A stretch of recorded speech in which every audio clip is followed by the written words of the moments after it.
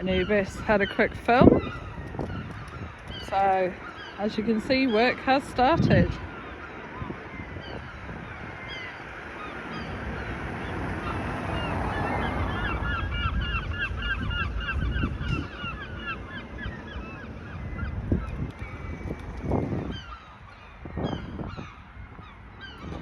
Those seagulls are Anubis's fault. Problem is, if the diggers aren't going, they tend to try and dive bomb it, so that's why sometimes we don't get a lot of footage.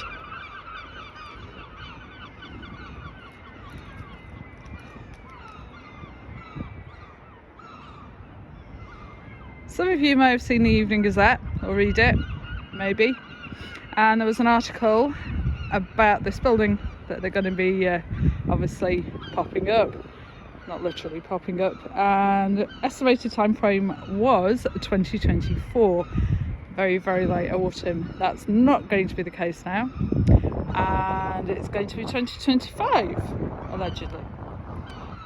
A friend of mine who works for MOD said they're coming here, but in 2026.